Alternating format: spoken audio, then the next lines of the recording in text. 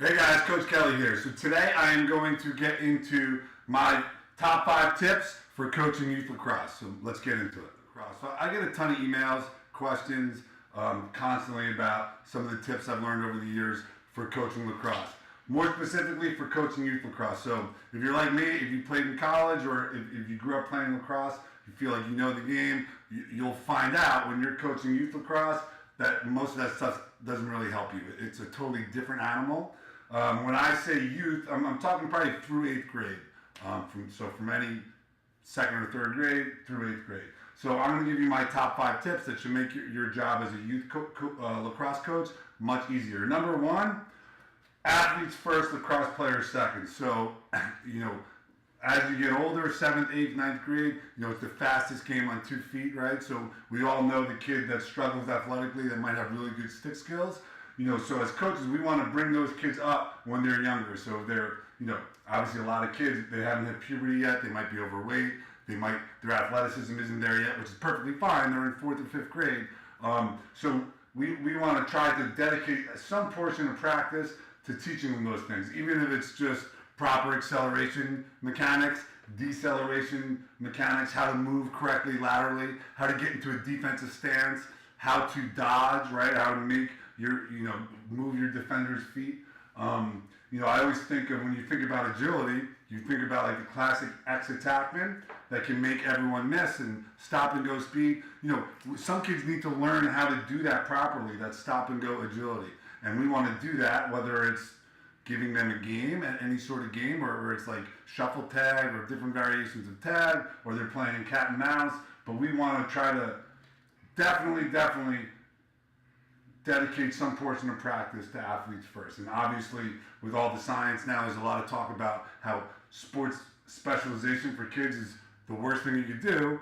Well, not every kid wants to play different sports, so we need to, the whole point behind playing multiple sports is when you're younger, you should be introduced to different movement patterns, right? Basketball moves very differently than lacrosse or football or soccer. So we can do that within a practice environment, and I think it's our job as youth lacrosse coaches to do that. So number 2, moving on to number 2, focus on the parts and then the whole. Super important. I think lacrosse as a sport, we need to probably borrow from other youth sports a little bit better. So what I mean by this is we should be focusing, this could really be through college, through high school and college, but we need to focus more on the technical skill, the passing, the catching, ground balls, dodging, cradling, one-on-one defense, dodging correctly. We need to focus on that stuff and not the tactical. So I see a lot of youth 4th, 5th grade coaches, spending time doing full field rides and clears and man down and man up plays. These kids don't even understand basic concepts. Scoop a ground ball, pass, dodge. Dodge, pass, dodge again. Clear through when the ball carrier's coming towards you. If they don't understand those concepts, you're wasting your time trying to get them to do a man-up play. They can't even throw and catch. So by focusing on the technical skill, right, as an offense, we're not going to score a lot of goals if our dodgers don't know how to beat their man and force a slide. We're not going to score a lot of goals as a team offense if we can't throw 4 or 5 crisp passes to move the ball to the backside to take advantage of that 2-on-1 that was caused from the slide. Things like that. On defense, we're not going to be very good if our on-ball guys, one, don't even know what they're supposed to be doing, right? Most kids, if you ask them, what do you do when you're on ball? Take the ball away. Don't let them score. Like, that's not really their job. And if they can't get into an athletic stance, right, to play defense, which we could take care of in number 1, right, teaching them how to be an athlete, then we're not going to be very good at team defense. So definitely focusing on the parts and not the whole. You'd be shocked, I think, if you went to a college practice and you saw how much time is really spent on the skill. So back to this point, I think that what we can do as a sport, I always think of football. I think football does a great job. I played football. When I was in 2nd grade, first 10 minutes of football practice, we focused on starts and stance. I was a lineman, right? My last day of practice in college, the first 10 minutes was starts and stance. 90% of a football practice is working on the individual skills. And then the last 10%, it's 11 on 11, you come together as a team. And I think that's the right way, especially for youth. So focusing more on the parts. There's no rush to get into doing plays and full field and all that other crap that we tend to focus on.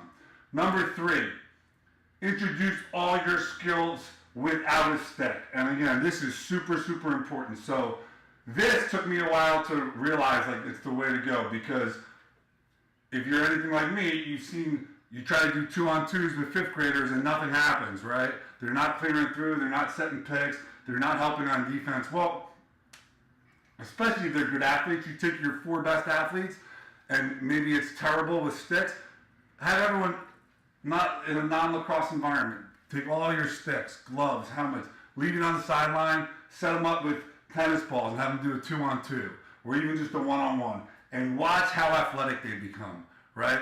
So they become athletes. They don't even think about it. Stop and go. They'll roll into their guy. They'll try to juke them. They'll play help defense. They'll fake a pass. None of that happens with the stick. So if you have them do that, 1-on-1s, 2-on-1s, 2-on-2s, even just technical skills like partner pass, have him take a tennis ball and maybe give him one rule. You got to catch and throw above your shoulder. And watch how perfect they have a catch. They don't have to think about it. Then they pick up their stick and their hands are down, right? And just have them mimic the movement they did with the tennis ball. Have them, have them say to them, we're going to do the same thing now with the stick. You'll be shocked at what happens, especially when you get into a little more difficult 2-on-2s, 3-on-2s, 3-on-3s. Think of what a 2-on-1 is. It's cat and mouse. Every kid knows how to do that, but when you do it in a lacrosse environment, they think too much. Have them do it first. This might be the most important one. You'll see such a huge, huge improvement if you follow number 3. And now, so that stuff is basically 1 through 3 talking about in practice, the lacrosse stuff. Now just 4 and 5, we're going to talk about being a coach, right? So, I mean, the word coach, you're a mentor, you're a role model for these kids. So, number 4, coach them hard and hug them later. I think, I'm definitely more of an aggressive coach. I like coaching hard. I like publicly calling them out when they do something wrong. If you're going to publicly, I don't want to say school, but correct a kid publicly in front of his teammates, then when he fixes that mistake and does it right, you need to publicly, congratulate him and celebrate it. Coach him hard. Like, I'll get in your face and tell you not what you're doing wrong, but when you do it right, I will be the first person there to chest bump you, high five them, right? You can't be that coach that just is always beating them down, right? You need to celebrate their victories. So I think that's super, super, super important, right? That whole, I don't care if they like me as long as they listen to me, well, that's total BS, because you know who kids listen to and learn from?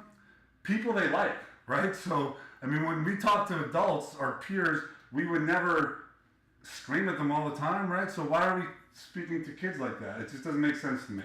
Number 5, earn their trust. Again, I disagree with the whole, because I said so. Like, if people don't listen to you or trust you or follow you, we're leaders, we're mentors. They're not going to follow you just because you told them to. Kids, if you walk in, if a coworker, you start a new job and the coworkers tell you, your boss tells you to do this, this, and that, you might not totally buy in until you really trust him, right? It's the same thing with kids. They need to know, one, that you know what you're talking about, right? So tell them what your experience is. Tell them, communicate, why are you doing something? Why are we doing this? What's our goal? Well, right now we're here.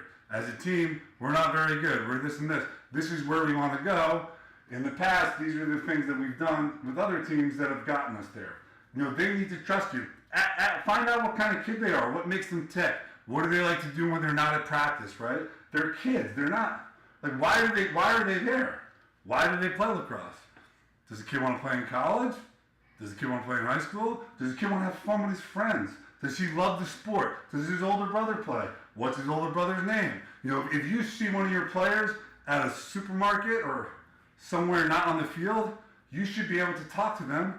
Is this your brother Jimmy that you told me? Like, you should know. It shouldn't be awkward, right? You need to earn their trust, just like any other human being, right? You can't just expect them to do what you say because you have a freaking whistle, right? Talk to them like humans. And that's it. That's my top 5 tips for coaching youth lacrosse specifically. Hopefully you got something out of it. And if you have any questions that I can help with, feel free to email me. Hit me on Instagram, YouTube, whatever you want to do. Thank you. I hope you guys liked our latest video. If you want a free lacrosse training workout that will help you add 10 miles per hour to your shot, just click here or click the link in the description, enter in your email, and I will send it directly to your email. Don't forget to subscribe, like us, or leave a comment. Until next time, keep working.